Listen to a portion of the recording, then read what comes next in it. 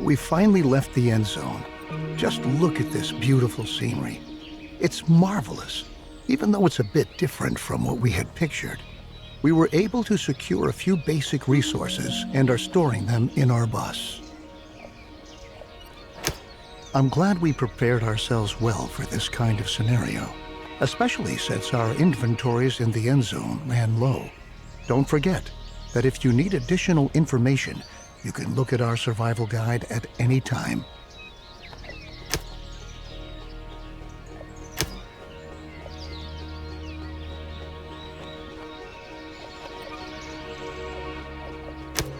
Well done. Everything you need to know should be right here. I think the time has come for us to at last build ourselves a new home here. Before we can construct buildings at all, we have to assign the profession builder to several settlers so that they can take care of construction contracts. In general, it's your responsibility to decide which tasks are important and how our settlers are supposed to be distributed to attend to them.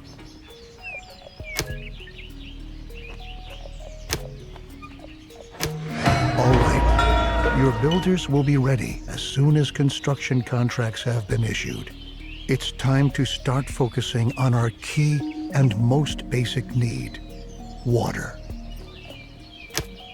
The first thing we ought to do is to establish a working water supply. So we'll move on to our first construction contract. Place and build a jetty by a lake in the vicinity of your town center.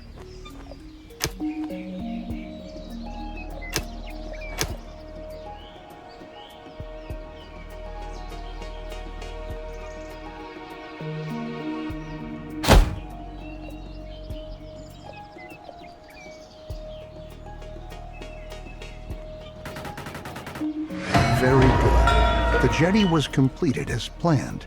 Now we have a place where we can collect water. There are other possibilities to gather water too, but the jetty is the simplest and most cost-effective method. We can obtain and store water from different sources, like a jetty, rain collector, or well in the cistern. The cistern should always be in close proximity to a water source, so that our water carriers don't have to walk too far.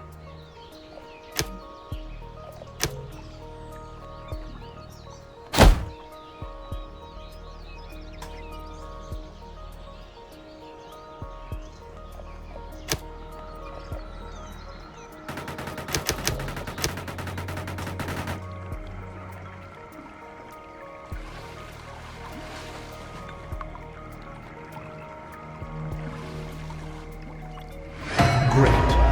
We have now installed a working water supply, and water is now transported from the jetty to our cistern.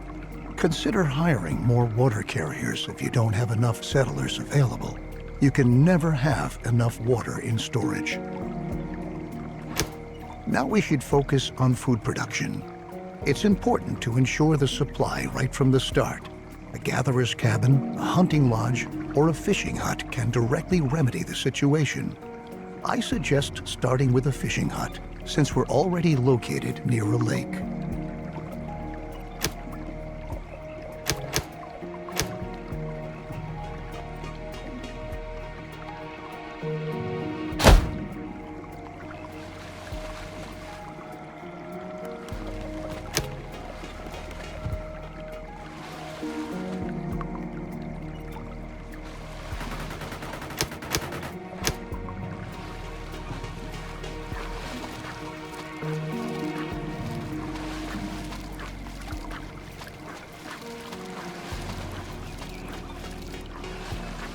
Good work. We've now taken care of our basic supply via food and water.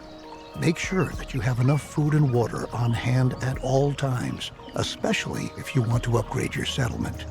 A population that grows too fast can quickly unbalance your food and water supply, bringing major difficulties for you if you don't watch out.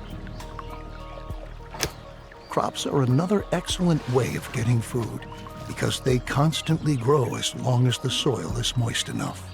Each seed has different yields and growing times. This means that it could take some time until your field is ready to be harvested, in contrast to your fishing hut, where production can be right away.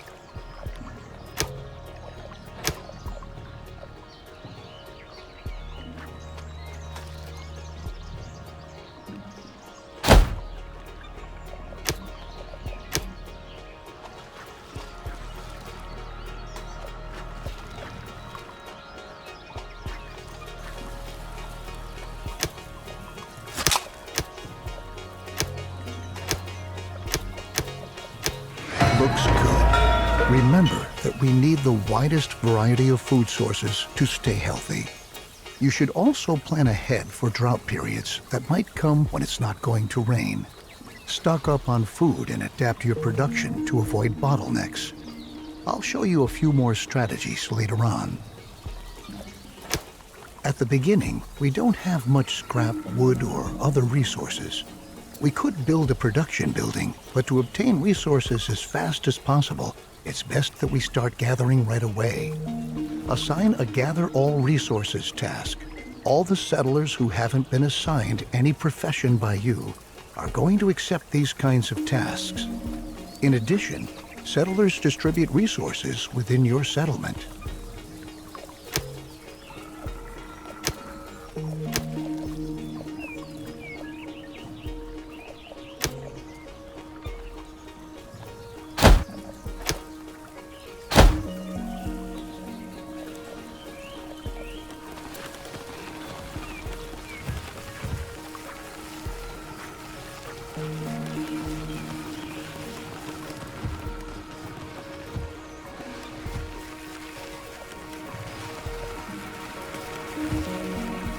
Since we now own plenty of resources, we can start to build a real production building.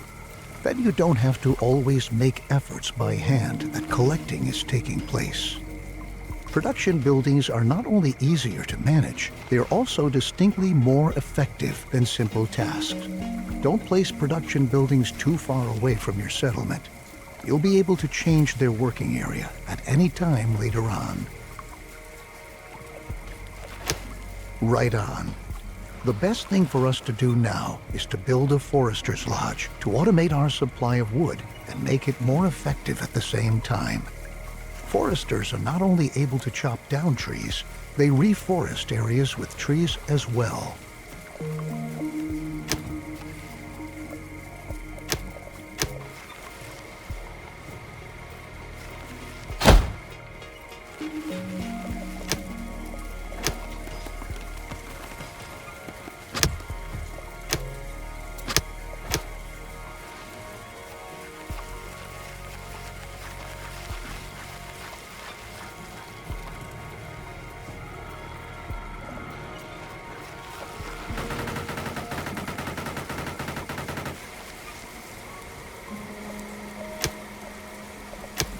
Good job. You might want to change this building's working area later on to tell your workers where they should get their wood from.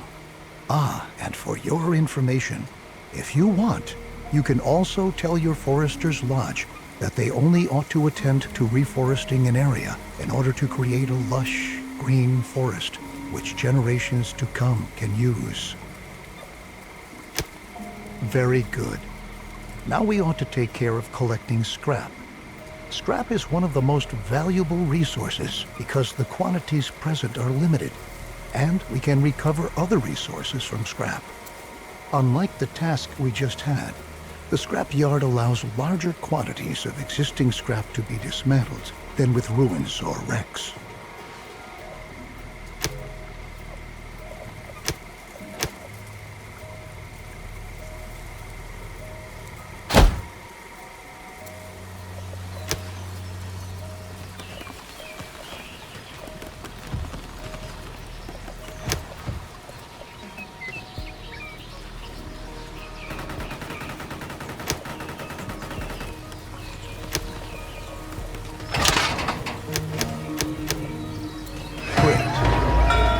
Change the working area for the scrapyard too.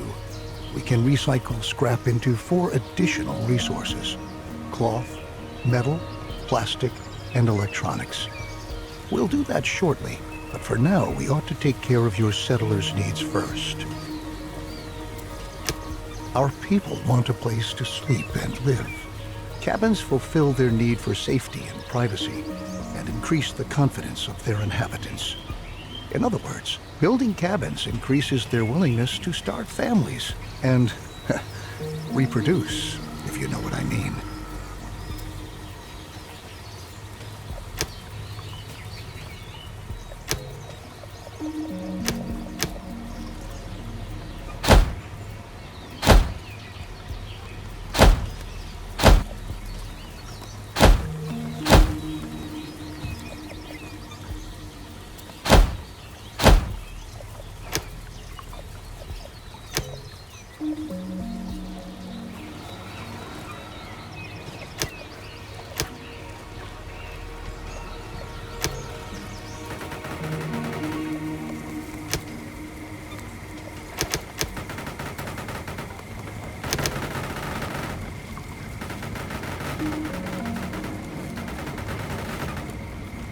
Besides cabins, you can also provide sturdy houses and shelters as housing.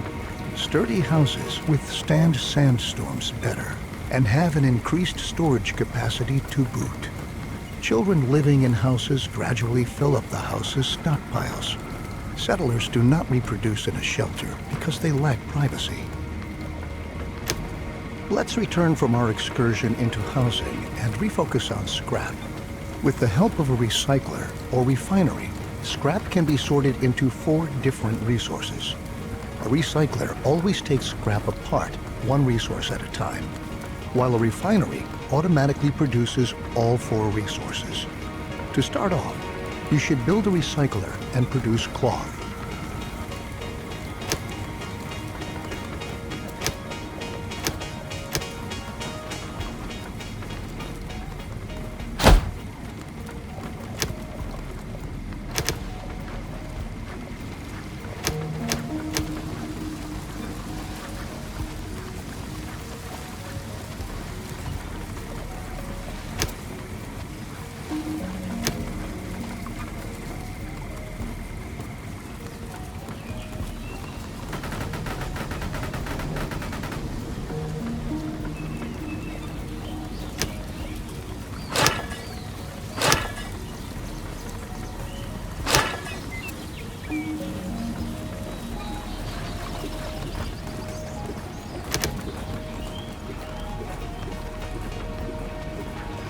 You can instruct your recycler to produce a different resource at a time.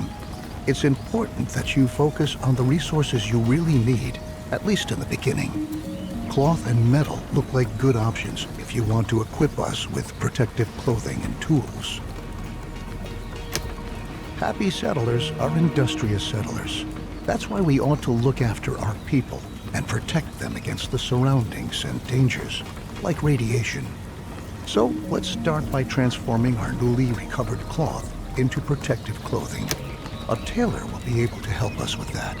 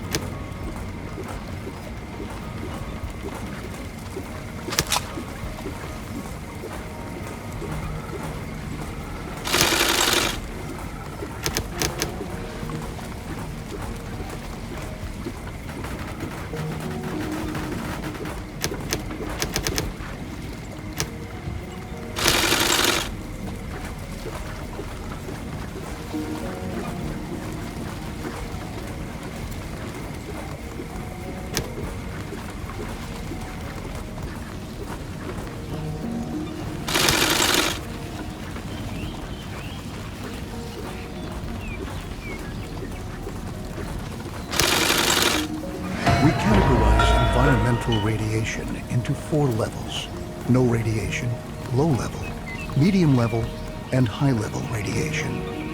The radiation changes constantly and is influenced by weather and contaminated rain.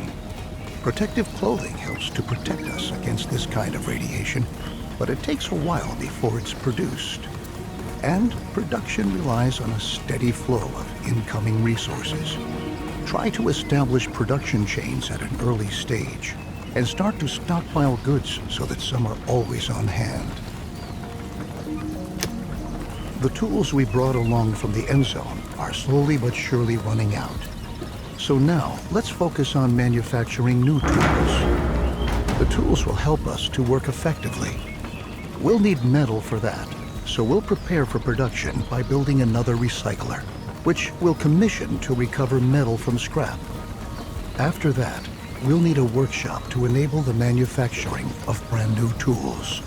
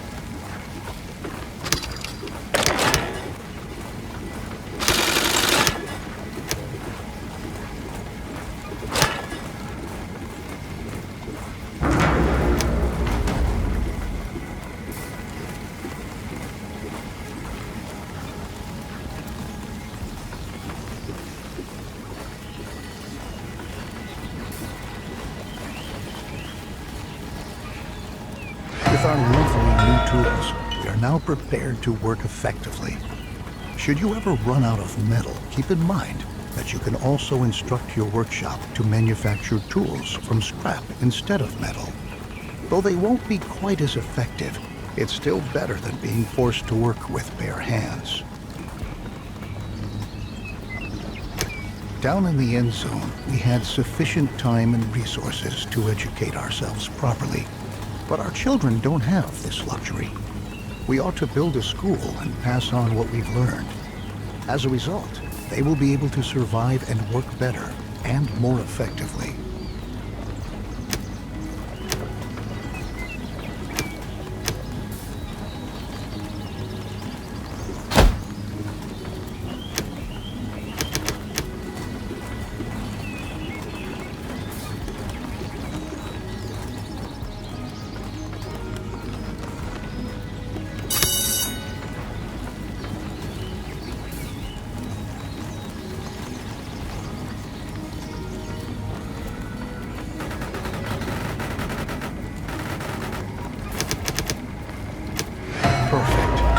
Besides the fact that educated children work more effectively, we'll also teach them to be more careful with their protective clothing and tools.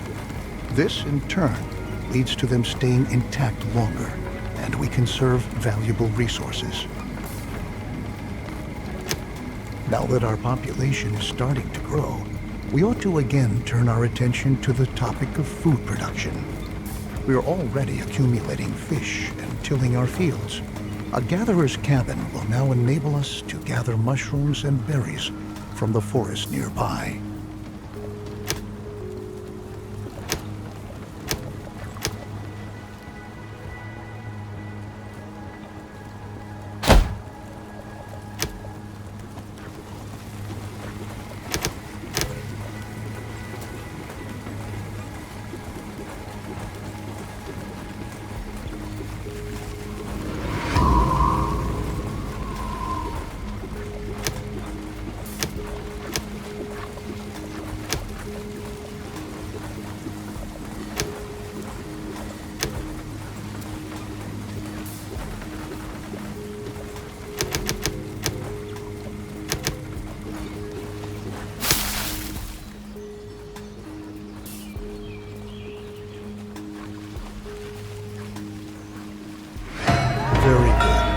As you can see, the gatherer's cabin is an effective possibility to get food quickly.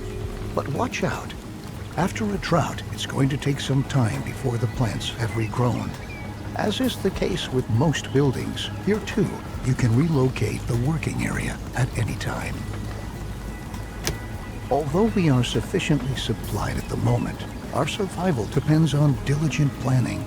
If we can lay out a plan for an orchard, then we can start to plant fruit or nut trees that we can harvest after a few seasons.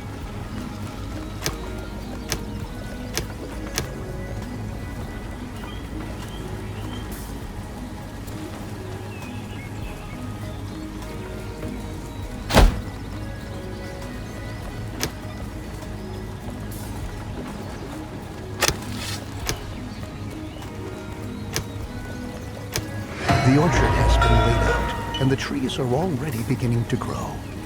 Similar to crops for farming, trees need some time until they are fully grown. But once they have grown, they can be harvested again and again until they have to be newly planted. Our gatherer's cabin gathers food from the surrounding forests. However, there are any number of other plants there which we can use as well. These plants can be gathered by an herbal hut. The herbs gathered there can be consumed by settlers to replenish their health.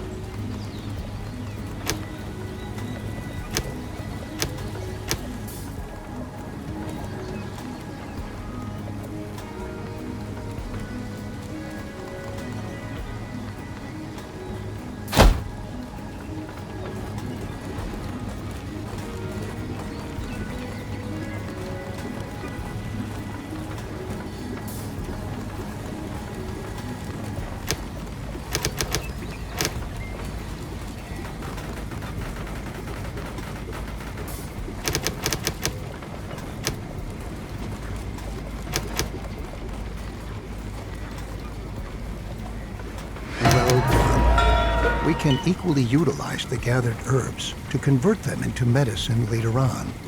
It might happen that an illness breaks out in our settlement from time to time and spreads among our settlers. That's why we always ought to have enough herbs on hand. Radiation is the main reason why the health status of our settlement can decrease. Although our settlers already use protective clothing to shield themselves against environmental radiation, it might occur that our sources of water become contaminated. We should start to filter our water to prevent this from happening. We will need a great deal of charcoal to accomplish this. The charcoal kiln will burn wood to produce charcoal.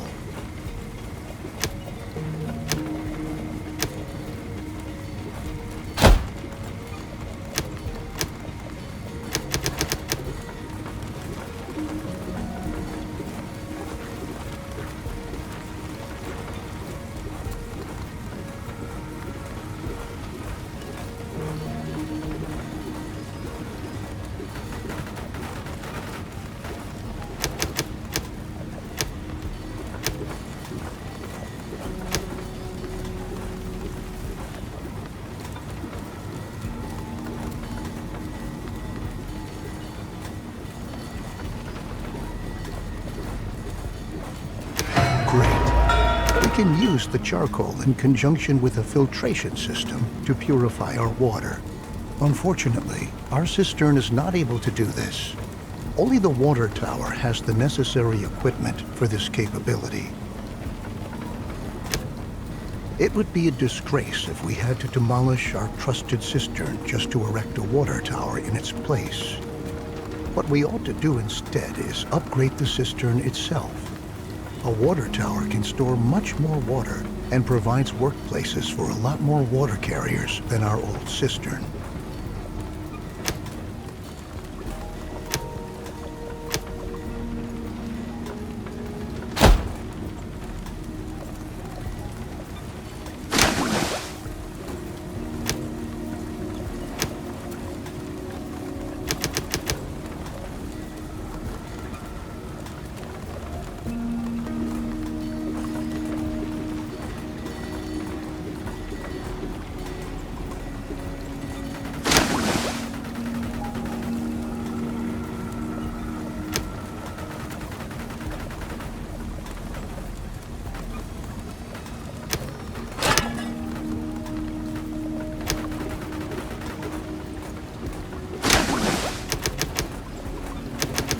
Our new water tower is up and ready for action. Good work. Filtering the water is an important next step because clean drinking water is a key mainstay of any stable society. Let's begin with filtering our water. To save on charcoal, we ought to ensure that at least a little bit of water not contaminated by radiation is being stored in our water tower. Water gained from a well is never contaminated by radiation, so it suggests itself for that purpose. Then we can use the remaining charcoal to produce better protective clothing.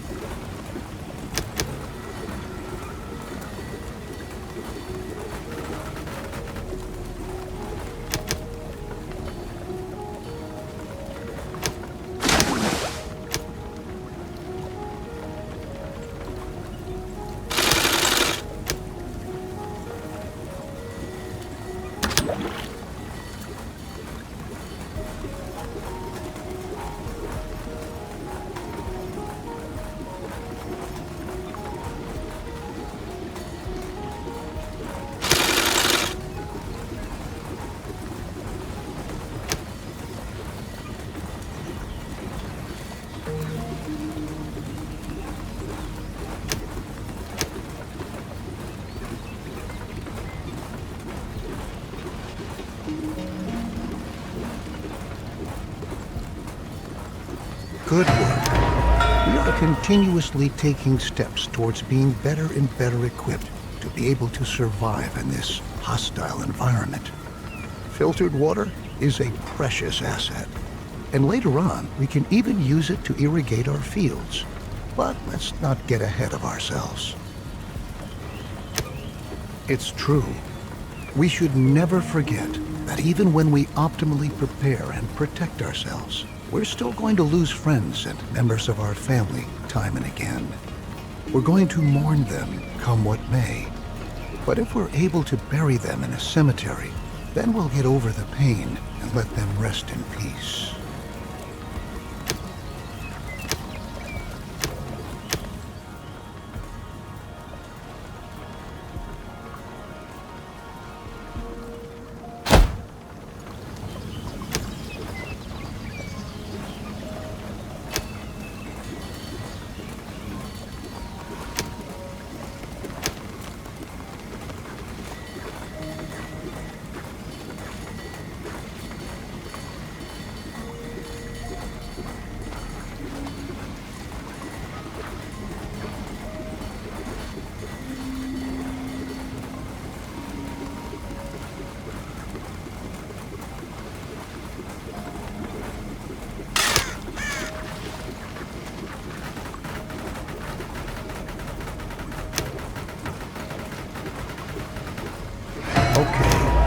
The cemetery will help us to quickly get a hold on ourselves and focus on the tasks that lie ahead. It's not a pleasant thought, but that's the way things are. At the very least, we're pioneers, aren't we? Maybe we ought to distract ourselves to lighten up the mood. We can erect a number of buildings to increase confidence in our settlement, including, for example, a campfire or a pump. In this situation, however, our best option would probably be to upgrade our town center. Settlers can visit the new town center, and by doing so, increase their confidence for a while.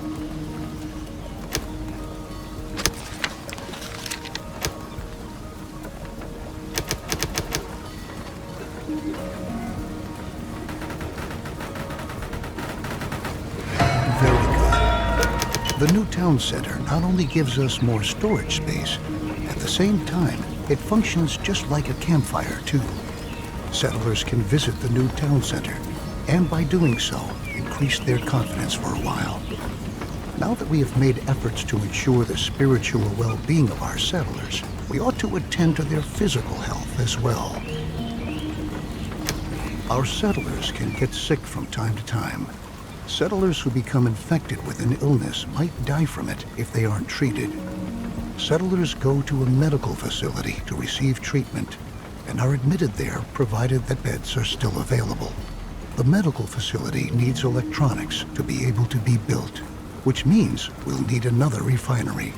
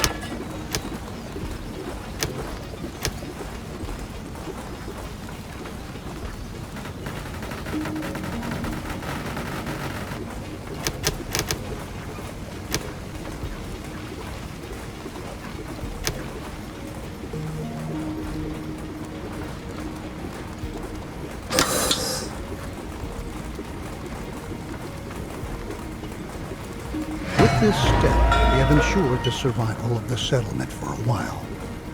Very good work. Since more and more children are being born these days, we should start to plan for the long term. While cabins are a good way to get settlers to start a family, they only provide limited space. This can quickly lead to people having to live on the street. Allow me to suggest to you that cabins be provided only in a very targeted manner in order to control the population growth of your settlement. Nothing is worse than not having enough resources to provide for everyone. We ought to build a shelter to be able to provide other inhabitants with a roof over their heads too.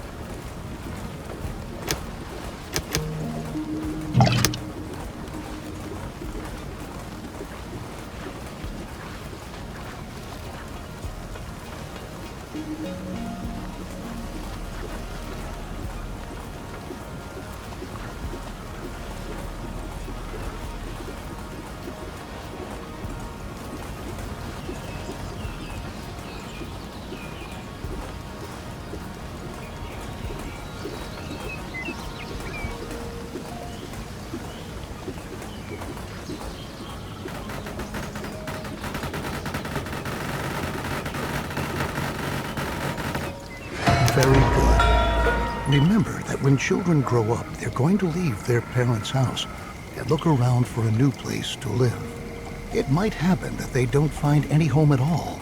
We ought to build a shelter to be able to provide all inhabitants with a roof over their heads. I've already pointed out to you that it could become very dangerous if we were to run out of food at some point. Since a lot of people are going to be living in the new shelter, we ought to provide them with access to food in their vicinity. A hunting lodge can look for wildlife in the surrounding area to bring a little meat to the menu.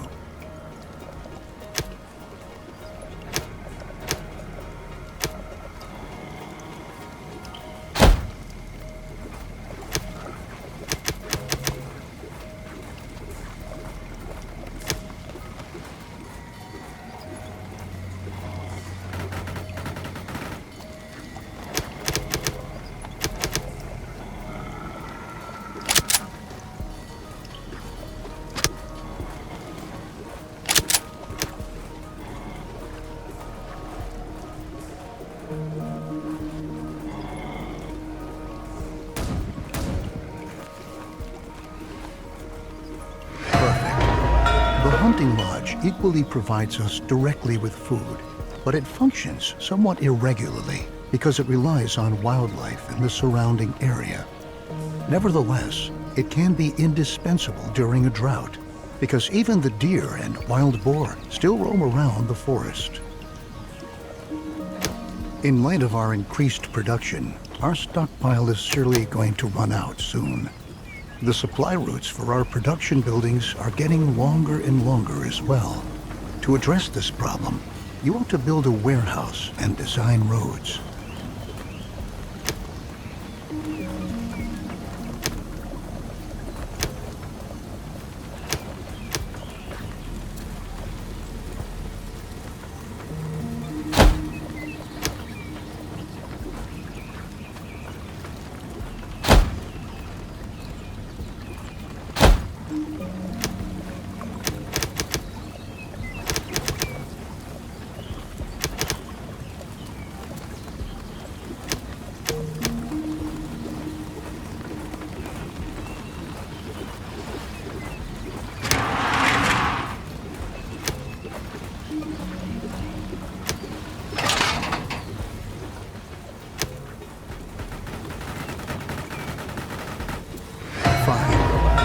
Warehouses increase your settlement's general storage capacity. Place them in a targeted manner to shorten the transport routes for goods between your production buildings. Roads are equally a great benefit because settlers moving on roads are able to move much faster than on a normal load-bearing surface. To improve the whole thing even further, we can build a market to improve logistics at the settlement. Besides being an enormous stockpile for resources that is even able to store water, the market is responsible for distributing resources within your settlement. What's more, it also increases your settlers' confidence.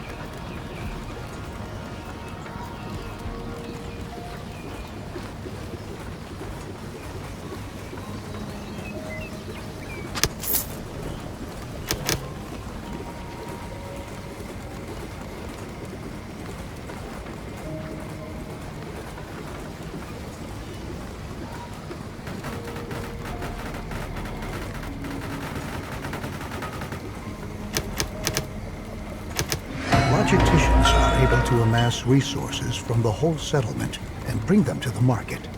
This improves the flow of your products and leads to your settlers having to walk shorter distances to fulfill their individual needs. The combination of these attributes makes the market the ideal building when you want to enlarge or even relocate your settlement. Since we have our logistics under control, now we can concern ourselves with the weather and its challenges. We can build a weather station to enable us to make a forecast regarding upcoming weather and learn if potentially contaminated rain might be coming our way. It can also be used to prepare our crops and rainwater collectors we might have against contaminated rain by covering them.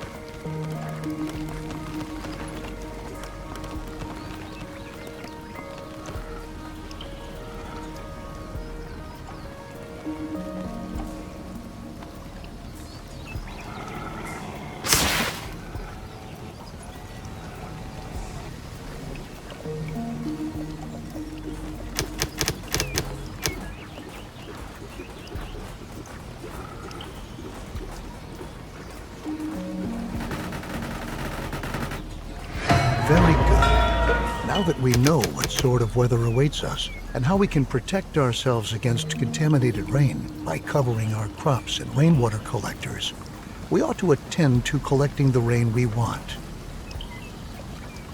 Rain not only humidifies the soil, it can also be automatically collected via rainwater collectors to generate a steady flow of additional water.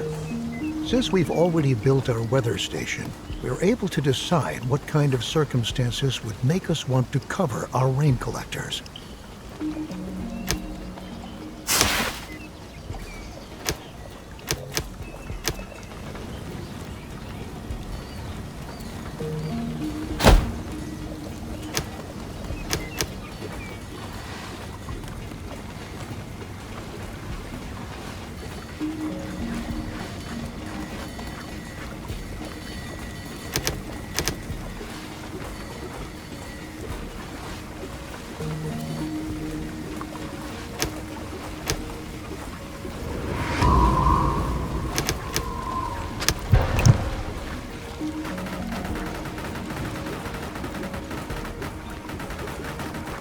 Never forget that our settlers might get sick if we distribute water contaminated with radiation at our settlement, even if they're wearing protective clothing. We should make sure that the collected water is as purified as possible.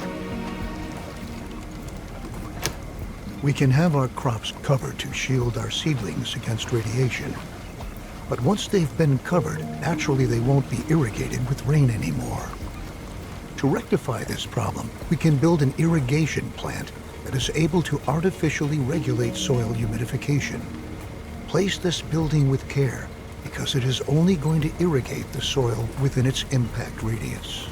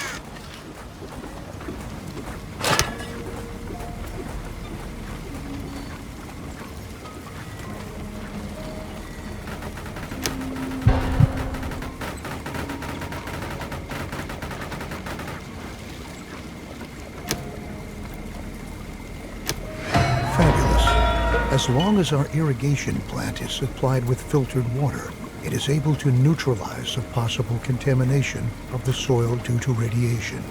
But watch out. When water contaminated with radiation is fed into the system, this can lead to precisely the opposite. And the irrigation plant itself may possibly cause radioactive pollution of its surrounding area. Alongside contaminated rain, there are other environmental hazards, such as sandstorms or droughts. The soil dries out during a drought, and sandstorms sweep across the landscape from time to time. These sandstorms can damage your buildings and ultimately make them unfit for use. We ought to prepare for this and assign several more builders to enable potential damage to be repaired.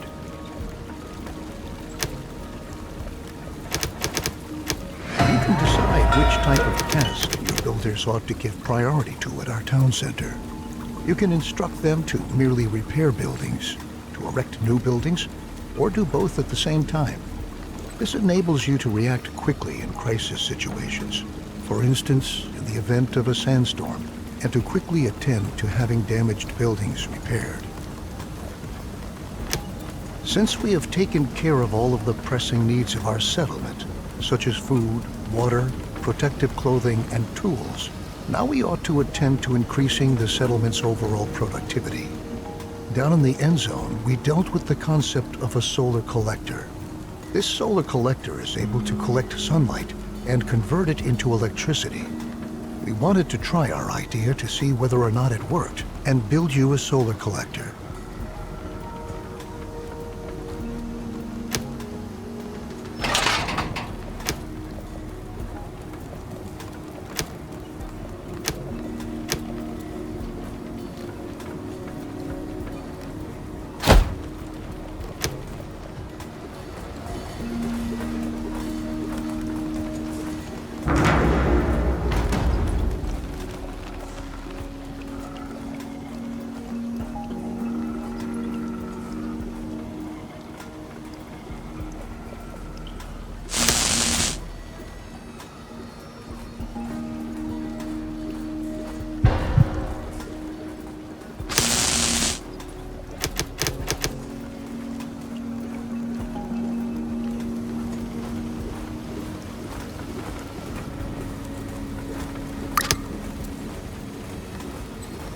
The solar collector produces energy by capturing sunlight and feeding this energy into a grid.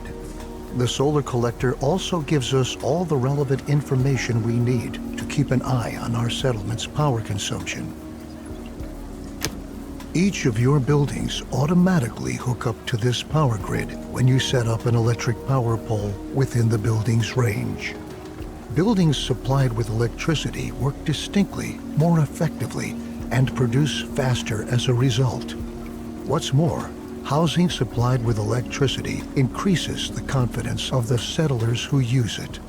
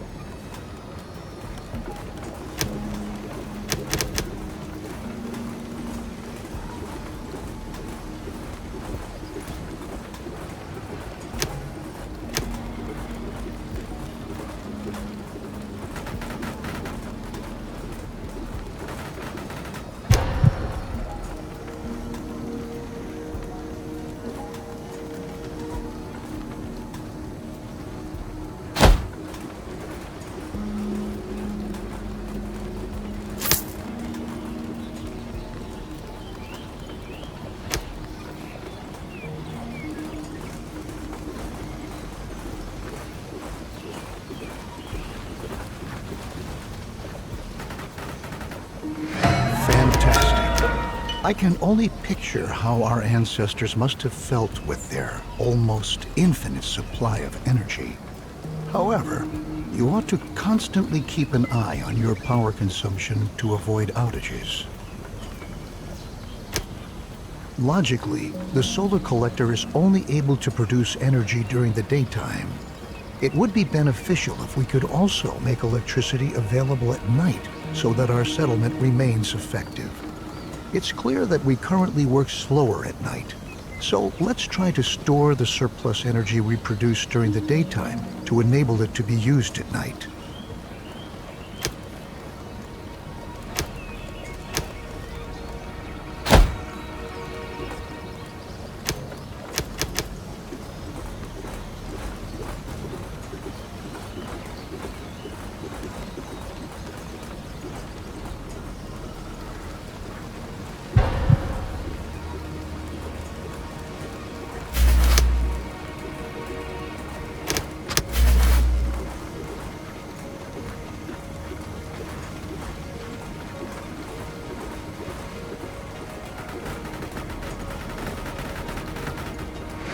Looks good. Some buildings are now connected to the power grid. Although a well-structured settlement that's hooked up to the power grid consumes a certain amount of resources, it is enormously effective. Oh, and just as an aside, you can have electric power poles put up on many surfaces, even on roads. With the settlement producing on a stable scale, we can now focus on exploring our surroundings. Though we heard a bunch of stories in the Endzone, now we can explore the ruins our ancestors left behind firsthand. To find treasure and resources, let's build an expedition station.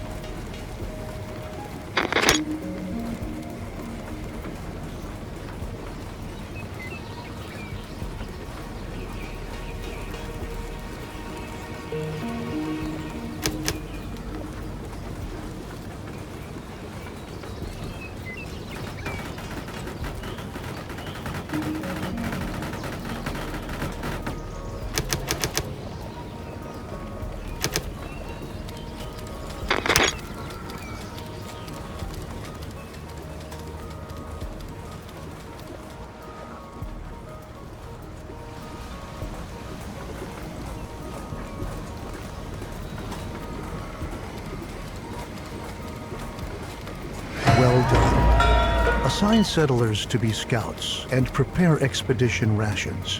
When you want to send off an expedition, you can decide the quantity of expedition rations with which to supply the expedition. As a result, you can control how long and how thoroughly it is able to explore a ruin. Let's send out a few scouts to find a ruin. The scout will visit the ruin you have designated and explore it. As a result, the scout will supply us with important information about the site that we should pay attention to when we start an expedition.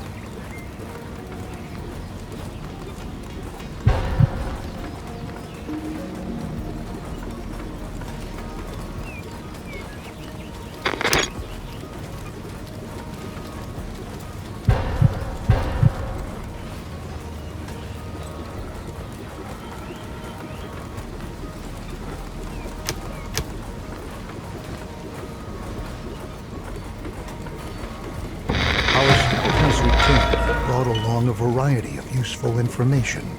Now that we know what we have to reckon with, we can put together a team in order to explore the ruin more precisely. Each ruin has its own challenges, secrets, and valuable resources. Choose settlers who fulfill the necessary prerequisites for the respective ruin, and give them enough expedition rations to take along. In addition, don't forget to equip them with protective clothing and tools to the best of your ability before you send them off.